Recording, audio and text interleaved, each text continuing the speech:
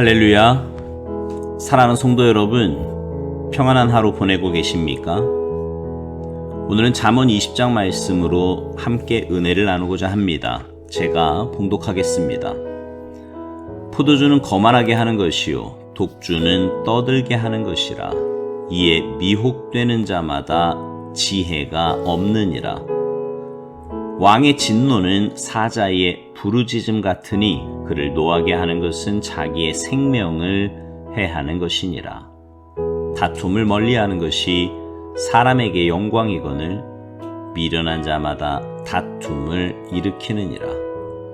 게으른 자는 가을에 밭 갈지 아니하나니 그러므로 거둘 때에는 구걸할지라도 얻지 못하리라. 사람의 마음에 있는 모략은 깊은 물 같으니라. 그럴지라도 명철한 사람은 그것을 길어내느니라. 많은 사람이 각기 자기의 인자함을 자랑하나니 충성된 자를 누가 만날 수 있으랴. 온전하게 행하는 자가 의인이라. 그의 후손에게 복이 있느니라. 심판자리에 앉은 왕은 그의 눈으로 모든 악을 흩어지게 하느니라. 내가 내 마음을 정하게 하였다. 내 죄를 깨끗하게 하였다 할 자가 누구냐?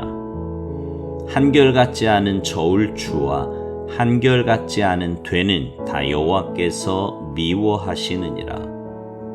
비록 아이라도 자기의 동작으로 자기 품행이 청결한 여부와 정직한 여부를 나타내느니라. 듣는 귀와 보는 눈은 다 여호와께서 지으신 것이니라.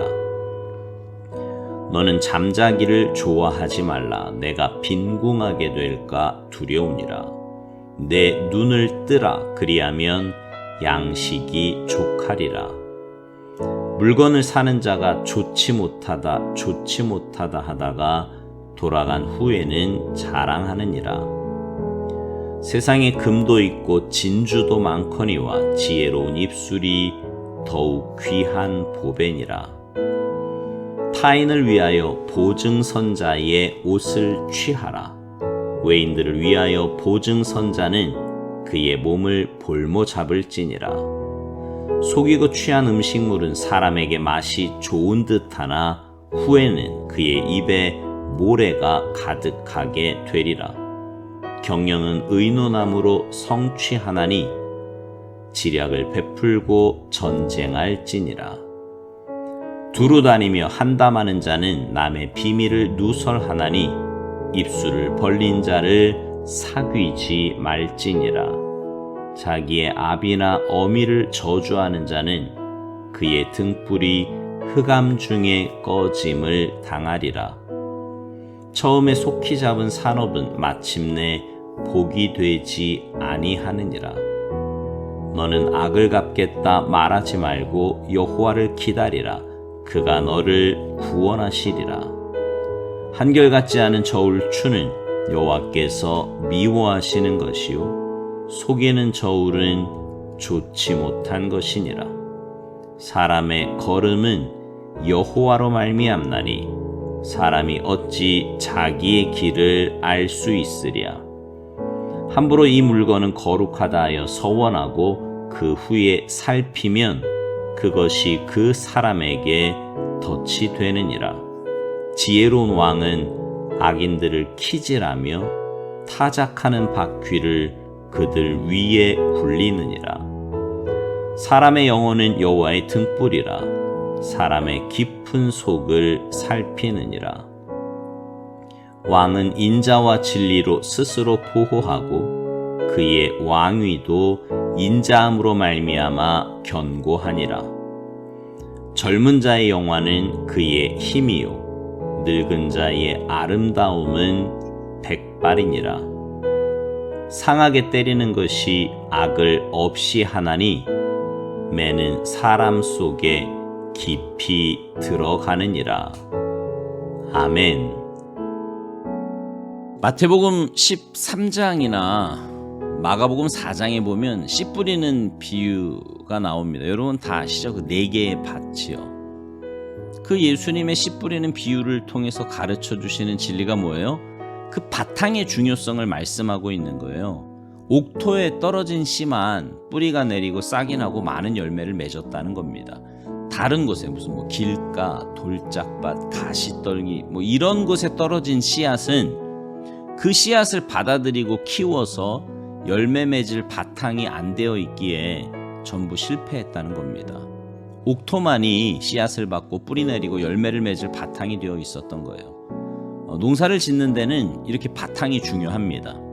그건 우리네 인생도 마찬가지예요. 우리의 믿음이 아무 데서나 자라는 것이 아닙니다. 믿음이 제대로 자라려면 바탕이 중요하고 둥지가 중요해요. 여러분, 둥지가 뭐예요? 다른 말로 하면 보금자리 아닙니까? 보금자리는 새나 짐승이나 심지어 사람들이 사는 그 거처를 가리킵니다. 살아가는 거처에서 쉼을 얻지요. 둥지, 보금자리가 바로 그런 곳이에요. 그러면 오늘 본문에서 믿음이 잘 자라고 번성하는 그런 둥지가 과연 무엇일까요? 먼저는 화평의 둥지입니다. 산상수훈에 보면 예수님께서 화평케 하는 자는 복이 있나니 하나님의 아들이라 일컬음을 받을 것이라고 말씀하셨죠. 화평케 하는 것이 복이고 그 복은 하나님의 아들이라는 말입니다.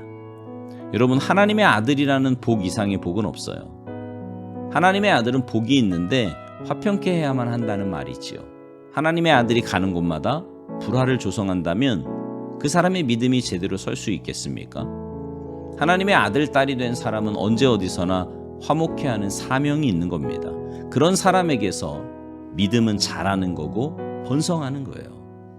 오늘 본문 3절 말씀을 보세요. 다툼을 멀리하는 것이 사람에게 영광이거늘 미련한 자마다 다툼을 일으키느니라. 다툼을 멀리하는 게 사람에게 영광이래요. 그러니까 다툼을 멀리한다는 말을 다른 말로 바꾸어 말하면 화평케 한다는 말 아니겠습니까? 상대방이 자꾸 싸움을 걸어와요. 혹은 시비를 걸어옵니다. 근데 그럴 때 멀리하는 거예요. 그러면 다투지 않겠죠. 이런 사람은 화목 그 자체가 그에게 복이고 영광이다라는 것이 바로 오늘 본문의 말씀입니다. 반면에 미련한 자마다 다툼을 일으킨대요. 이 말씀을 달리 설명하면 우리가 이 세상을 살아가면서 할 수만 있으면 다투지 않고 원수 맺지 않고 사는 것이 그게 가장 지혜로운 삶이라는 겁니다. 원수를 맺는 사람은 미련하다는 거지요. 여러분, 우리의 믿음이 화평이라고 하는 둥지에 깃들일 때 번성하고 건강하게 자람을 기억하시기 바랍니다. 그래서 할 수 있는 대로 화목하고 화평한 일에 힘을 다하는 여러분 모두가 되셔서 여러분의 믿음이 건강한 믿음, 성장하는 믿음 가지고 신앙생활 하시기를 간절히 바랍니다. 또 하나는 충성의 둥지예요. 바울 사도는 디모데전서 1장 12절에서 나를 능하게 하신 그리스도 예수 우리 주께 내가 감사함은 나를 충성되이 여겨 내게 직분을 맡기심이니 라고 했습니다. 여러분, 직분이 먼저예요? 충성이 먼저예요? 충성되이 여겨. 그러니까 충성하니까 직분을 맡겼다라는 말씀입니다. 근데요, 고린도전서 4장 1, 2절에 보면 또 이런 말씀이 있어요. 사람이 마땅히 우리를 그리스도의 일꾼이요 하나님의 비밀을 맡은 자로 여길지어다. 그리고 맡은 자들에게 구할 것은 충성이니라. 무슨 말이에요? 직분을 받은 자에게도 구하는 것이 충성이래요. 그러니까 직분 이전에도 충성이고 직분 이후에도 충성이라는 말입니다. 처음에도 충성, 나중에도 충성해야 한다는 거죠. 오늘 본문 6절 말씀, 많은 사람이 각기 자기의 인자함을 자랑하나니 충성된 자를 누가 만날 수 있으랴. 무슨 말이에요? 사람은 많아도 충성된 사람 만나기가 쉽지 않다는 말입니다. 그렇게 만나기 힘든 충성된 사람, 그 사람의 믿음이 제대로 된 믿음이 아니냐라는 거지요. 충성이라는 둥지에 믿음이 깃들이면 그 믿음이 성장하고 번성한다는 말입니다. 여러분, 히브리 사람들은요, 충성이라는 말과 믿음이라는 말을 따로 나눠 쓰지 않습니다. 믿음과 충성은 절대 나누어질 수 없는 하나라는 거예요. 어원도 그래요. 믿음은 반드시 충성이 뿌리를 내리고 충성이라는 둥지에 깃들여야만 거기서 자라고 번성한다는 말이죠. 그래서 믿는 사람은 반드시 충성하게 되어 있어요. 근데 우리는 이 충성과 믿음을 따로 생각하지 않습니까? 그러니 믿어도 충성을 안 하는 거예요. 사실은 믿는 만큼 충성하는 법입니다. 사랑하는 성도 여러분, 여러분의 믿음은 어떤 둥지에 뿌리를 내리고 있습니까? 바라기는 여러분의 믿음이 화평의 둥지에, 충성의 둥지에 뿌리를 내려서 그 믿음이 자라나 30배, 60배, 100배의 열매를 맺으며 사시기를 주님의 이름으로 축복합니다. 아멘.